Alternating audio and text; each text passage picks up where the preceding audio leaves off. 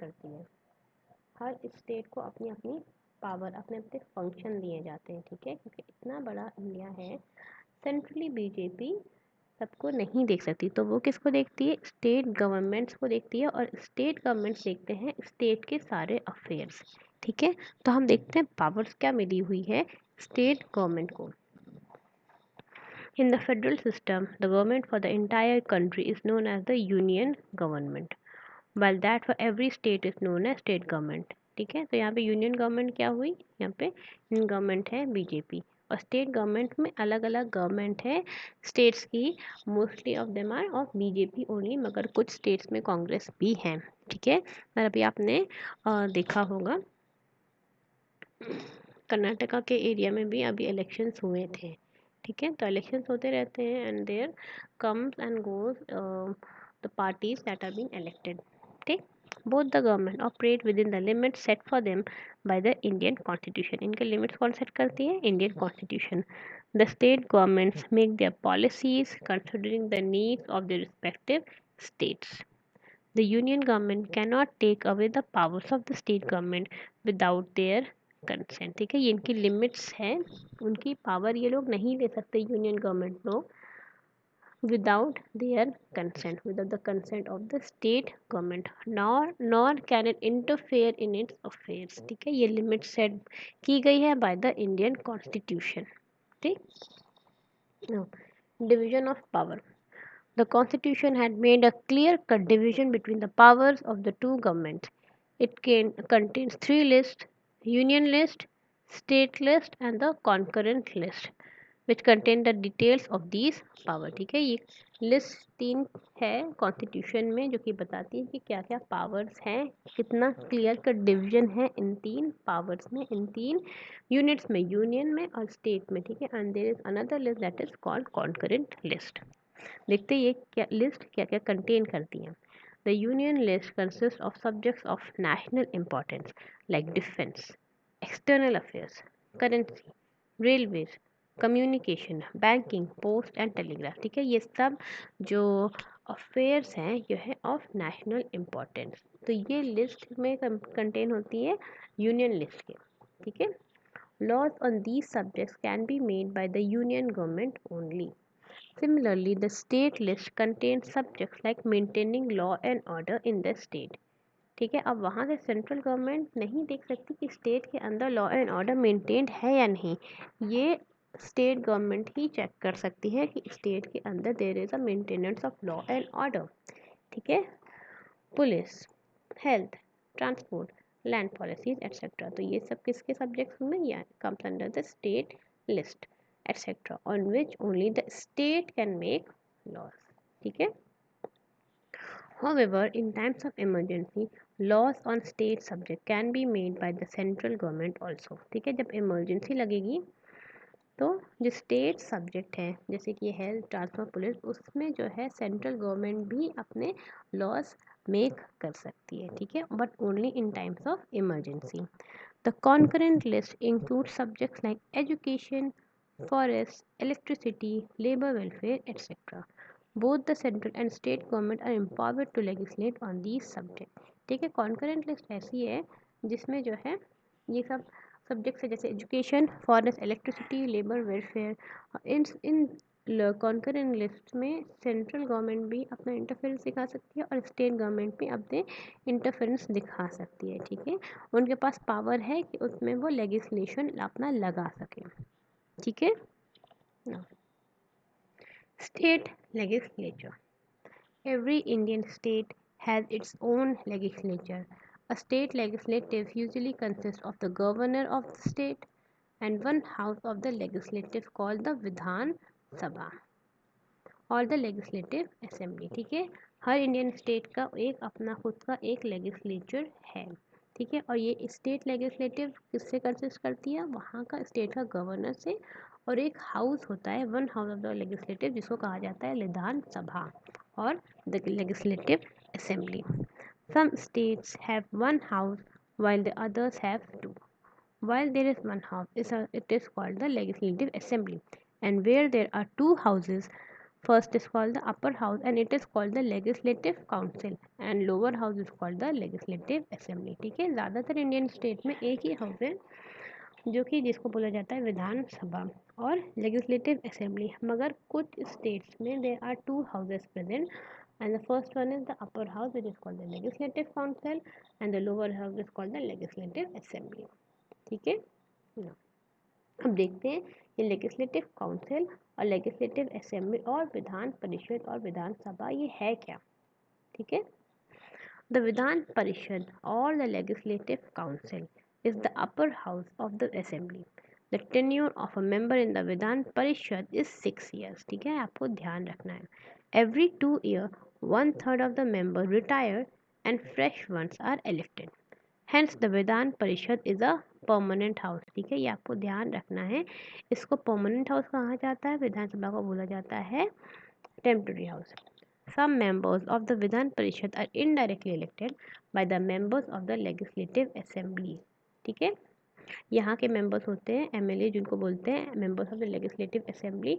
वो यहाँ के मेंबर्स विधान परिषद के मेंबर्स को इनडायरेक्टली इलेक्ट करते हैं। Some by local bodies, some by high school teachers, graduates etcetera. ठीक है, एमएलए भी करते हैं, लोकल बॉडीज़ भी इलेक्ट करते हैं, हाई स्कूल टीचर्स भी करते हैं और ग्रेजुएट भी इनको इलेक्ट करते हैं विधान परिषद के मेंबर्स को। Some members are nominated by the governor from among people who have distinguished themselves in different fields like art, literature, social work and so on। ठीक है, कुछ ऐसे भी लोग होते हैं जो कि अपने फील्ड में बहुत ही अच्छा काम करते हैं, जैसे उनकी फील्ड हो गई आर्ट हो गई, लिटरेचर हो गई, साइंस हो गई, सोशल हो गई। ठीक है, तो इसमें अगर उन्होंने बहुत अच्छा काम किया हो तो गवर्नर उनको नॉमिनेट कर सकते हैं for making them the member of the Vidhan Parishad और लेजिस्लेटिव काउंसिल। ठीक है, सेकेंड हाउस इज द विधानसभा और लेजिस्लेटिव असेंबली, जिसको बोला जाता है लोअर हाउस। द विधानसभा और the legislative assembly is the lower house of the assembly. It consist of the elected representative of the people. अब यहाँ पे क्या है, यहाँ के जो रिप्रेजेंटेटिव्स हैं उनको इलेक्ट किया जाता है बाय कॉमन पीपल। ठीक है, they are elected directly by the people. ठीक है, अब विधान परिषद में क्या आता है, यहाँ पे इनडायरेक्टली इलेक्ट किया जाता है by MLAs, local bodies, high school teacher, graduates etcetera. मगर जो लोअर हाउस है विधानसभा, उसके मेंबर्स को इलेक्ट करा जाता है directly by the people. They are called the members of the legislative assembly और MLAs. Each MLA is elected from a constituency. ठीक है, अपना एक उसका एरिया होता है जिसको कॉन्स्टिट्यूएंसी कहा जाता है, वहाँ से वो एमएलए इलेक्ट करा जाता है। ठीक है, all the states do not have the same number of MLAs. ठीक है, तो ये डिफर करता है, कोई भी स्टेट का कोई अलग नंबर हो सकता है, किसी और स्टेट में कुछ अलग नंबर हो सकते हैं। The number is decided by the number of constituencies in the state which in turn is decided by the population of the state. ठीक है, कोई एक स्टेट की बहुत ज़्यादा पॉपुलेशन है तो उतना ही उसके कॉन्स्टिट्यूएंसीज को डिवाइड कर दिया जाएगा। ठीक है, अब जैसे कि कोई यहाँ पे एक एरिया है, ठीक, उसमें बहुत ज़्यादा पॉपुलेशन है तो कई सारी कॉन्स्टिट्यूएंसीज उसमें डाली गई।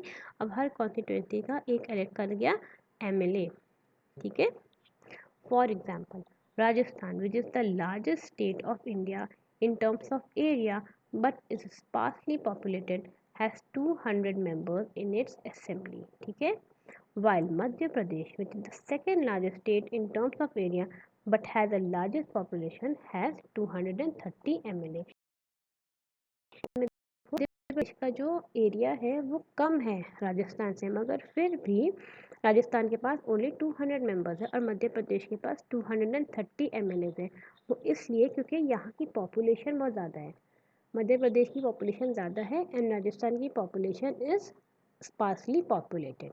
ठीक है, तो ये डिपेंड करता है on area, on the number of population of the state. ठीक है, अब Goa, which is the smallest state of India, has just 40 MLAs. The constitution has set the maximum number of MLAs as 500 and the minimum as 40। तो गोवा के पास minimum number है, ठीक है, that is 40 MLAs। Life of the Vidhan Sabha, the life of an assembly is normally for 5 years। ठीक है, और विधान परिषद की थी 6 years, विधानसभा की है 5 years। The same as of the Lok Sabha in the center। But sometimes, in the event of an emergency or a vote of no confidence against the government, the assembly is dissolved before completing its term and fresh elections are held. ठीक है, ये आपको याद रखना है कि ज़्यादातर जो है इन नॉर्मल केसेस इनका लाइफ होती है 5 years, मगर अगर कोई इमरजेंसी लग जाए या वोट ऑफ नो कॉन्फिडेंस पास कर दिया जाए अगेंस्ट द गवर्नमेंट, तो इस असेंबली को डिसॉल्व कर दिया जाता है। ठीक है, इसकी लाइफ ख़त्म हो जाती है और फिर फ्रेश इलेक्शंस को हेल्ड किया जाता है। ठीक है, अब देखते हैं क्वालिफिकेशंस क्या होनी चाहिए।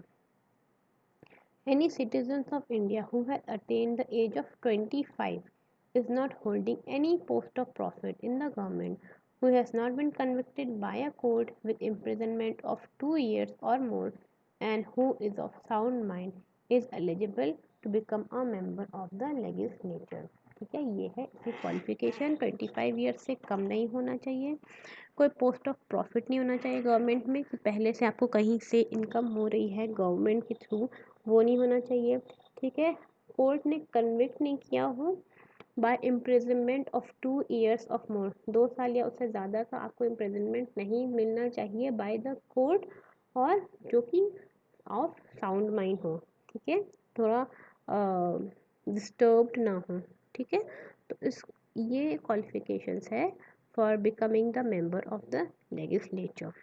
ठीक, leader of the legislature, member of the legislative assembly elect the speaker and a deputy speaker from among themselves। ठीक है, स्पीकर और deputy speaker among the MLAs he elect किए जाते हैं।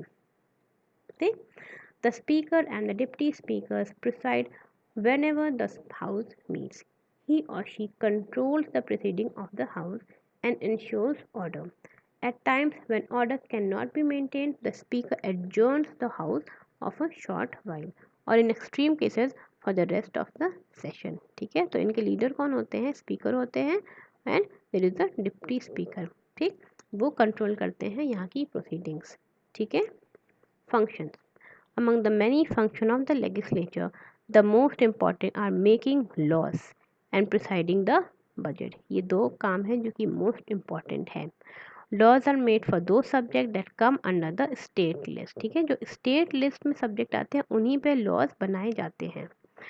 While the central government makes laws on subjects that are of national importance like defense, foreign affairs, banking, railways, etc., the state government makes laws on subjects of local importance like agriculture, trade and commerce, education, etc. ठीक है, ये तो पहले ही discuss कर लिया था कि central government के अंदर जो सेंट्रल लिस्ट आती है, ठीक है, उसमें डिफेंस आता है, फॉरेन अफेयर्स आता है, बैंकिंग आता है, रेलवेज आता है, उन पर ये लॉज बना सकते हैं।